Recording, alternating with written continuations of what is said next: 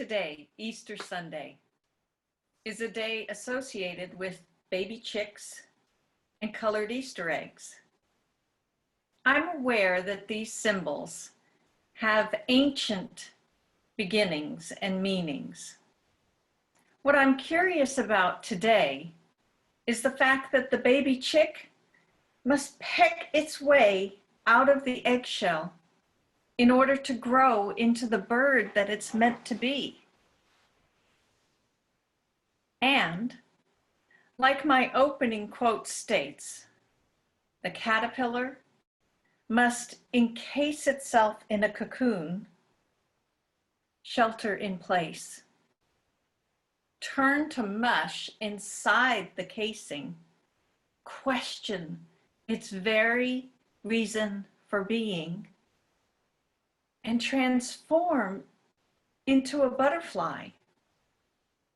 Recognize itself anew, and then push and wiggle its way out of the cocoon in order to take flight. Crabs and other crustaceans must bust free of their exoskeletons or shells, hide from predators for days while their new shells harden so they can grow. The giant trees, like the sequoias we see out in the forest, once their seedling heads break free of the earth, they get to deal with the wind and the rain and the critters running through the forest before they can stand tall and majestic against that bright blue sky. Humans are really no different in this respect. We as a species thrive on challenges. We grow from adversity. We build our muscles by pumping iron. We need to peck our ways out of our self-confining beliefs and limitations. We are made to rise above adversity. It makes us stronger. Well, if we let it. Do you remember what Reverend Jeff said last week?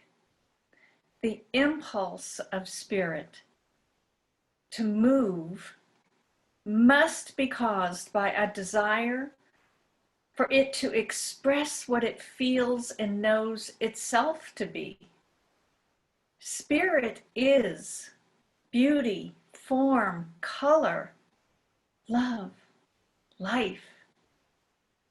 This means that the creative impulse and power of spirit, which is always operating in and through everything, expresses what it feels and knows itself to be. In plants and other animals, the divine design plays out wonderfully without any hesitation. We humans are the same, divine by design, and different. We have a superpower, free will, that can become a stumbling block for us. Let's take a breath and allow me to collect my thoughts for a minute.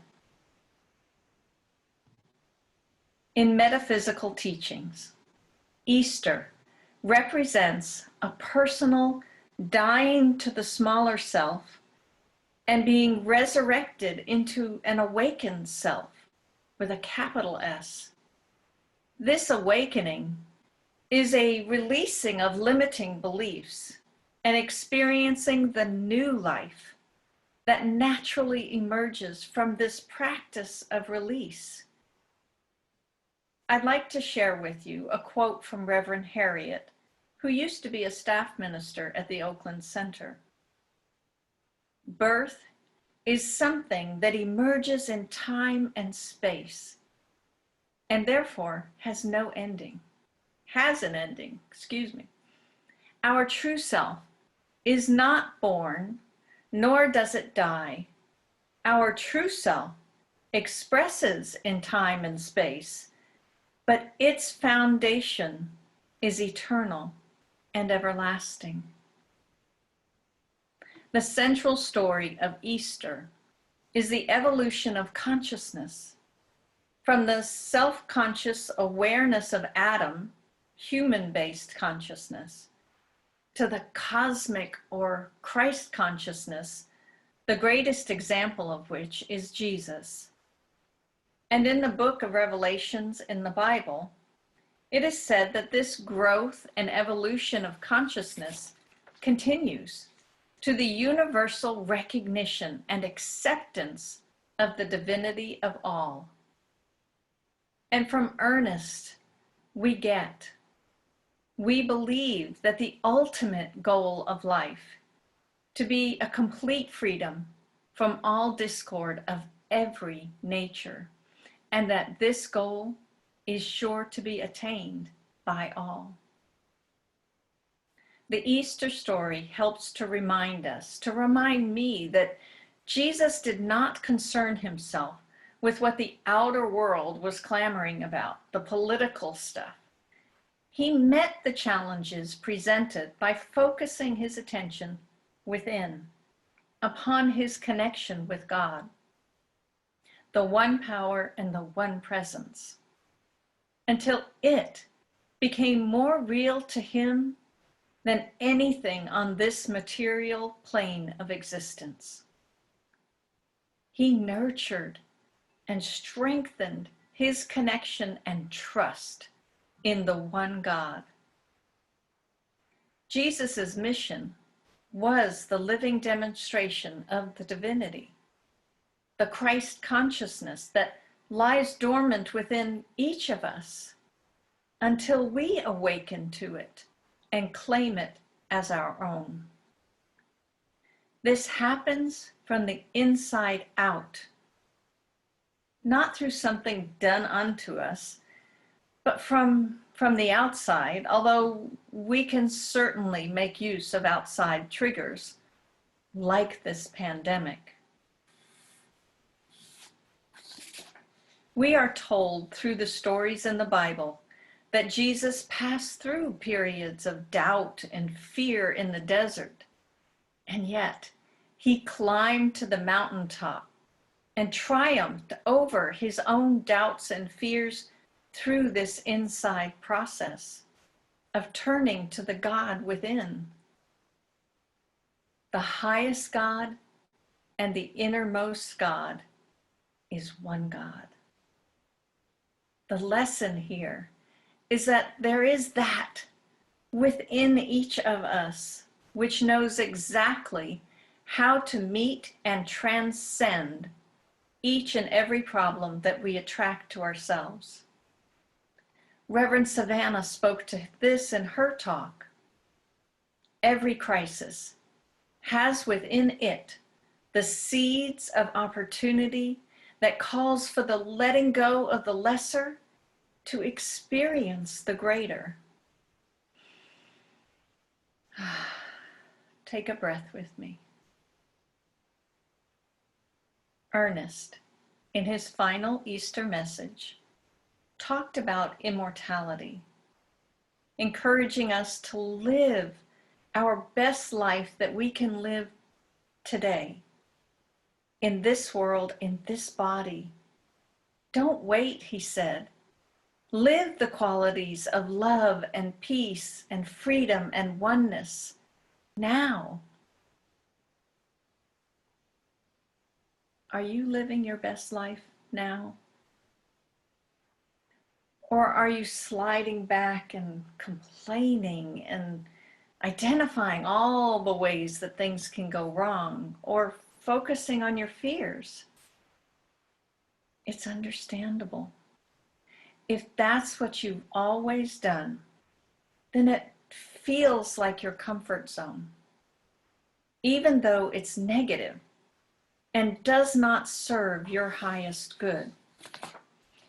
If so, breaking out of that shell of negativity and emerging into a new, more positive attitude and way of being, especially when things are so scary as they are now with the pandemic, may feel traumatic. So I'm wondering, given all that's been going on, do you feel like you've been thrust into your own Easter dying and rising experience? Is your human self afraid and resistant to take the risk of fully trusting in the good of God being revealed? As I noted earlier, we humans, we're not alone in this requirement to break free from adversity and challenges. We just seem to be more prone to suffer in the process. What the caterpillar thought was the end of the world, the master called a butterfly. Transmutation, transformation, change. And the day came when the risk to remain tight in a bud was more painful than the risk it took to bloom.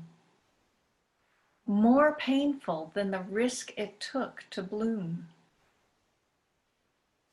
Over the course of the past few weeks, it was 5, we've all been living through some major shifts. With all this time designated to being home, my home has gotten a good deal of attention. It gives new meaning to the term spring cleaning. Maybe yours has too. I think that we are collectively clearing space for the next greatest versions of ourselves, for a world that works for everyone, releasing the old so that the new can be revealed. It's here now. So here we are, stepping into this new world of staying connected while sheltering in place by Zooming our services. Talk about taking a risk. Maybe by using Zoom, we are releasing some old limiting beliefs and embracing new ways of being together. Are you willing to do as Jesus did and trust in the greater good that's revealing itself here and now through this pandemic and humanity's response to it? Seeing so many of you together with me on Zoom, I'm confident that the answer is yes. So anyway, here we find ourselves in the box, zooming across the ones and zeros of the information superhighway.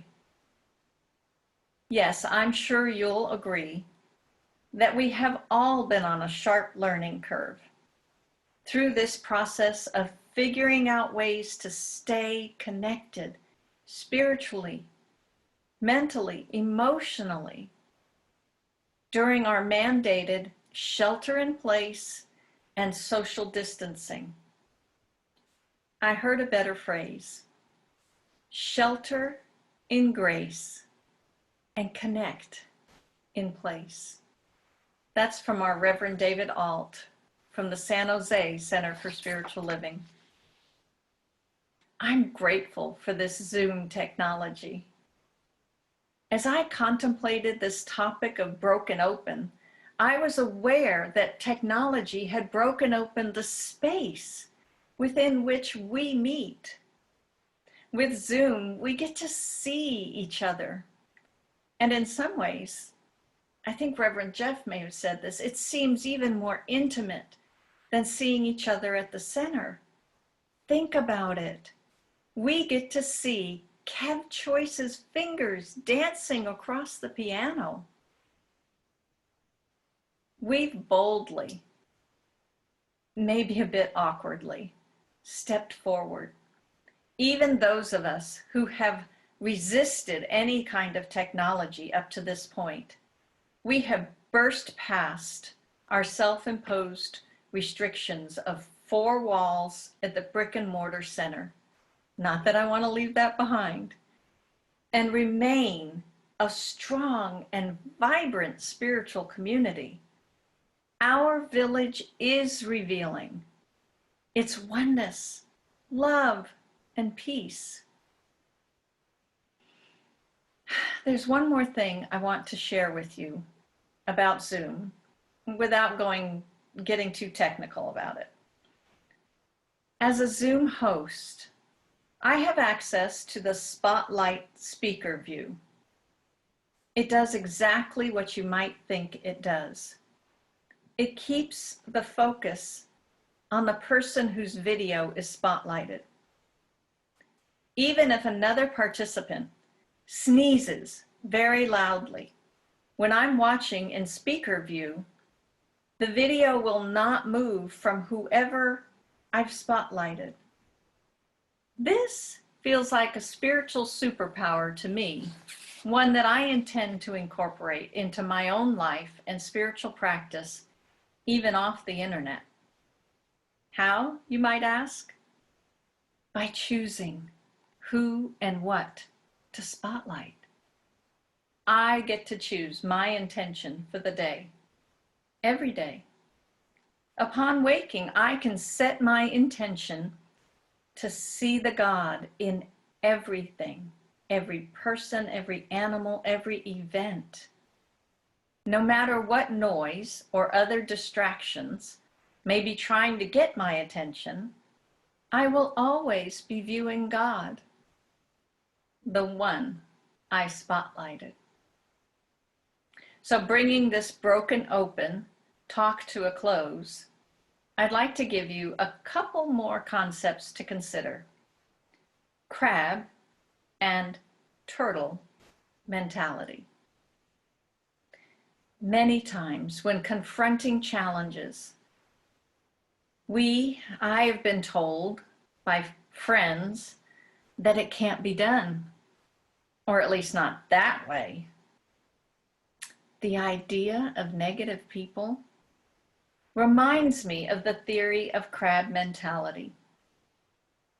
When I was a young girl, I used to love to go crabbing with my crab pole and it was a sand bucket. I used an open-topped bucket, no lid, to store my catch until I got back home. And do you know what? I never lost a crab from that bucket. Because anytime one crab tried to make a great escape, all the other crabs pulled it back down. That is crab mentality. Where crab mentality is not desirable because it pulls us down, turtle mentality is positive and it lifts us up. Baby turtles help each other dig out from their birth nest. The ones on the bottom push the ones on top upwards until everyone comes out of the nest. The process takes about an hour. And through this open at the top cooperative process, no turtle is left behind. We at the Oakland Center for Spiritual Living are demonstrating turtle mentality now. We are coming together to make sure that no one gets left behind in the bucket. We have the Ministry of Prayer team picking up the phone and connecting with our members.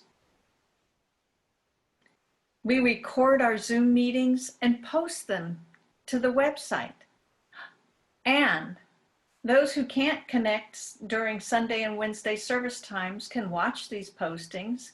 And we have a private Facebook group It's called the Oakland Center for Spiritual Living Village, that you can ask to join on Facebook.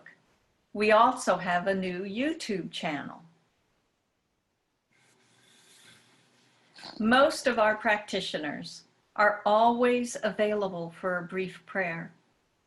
Many of our practitioners offer free 30-minute prayer counseling sessions. We offer group classes and meetings via Zoom. Like the turtles, pushing from the bottom to ensure that every turtle rises up.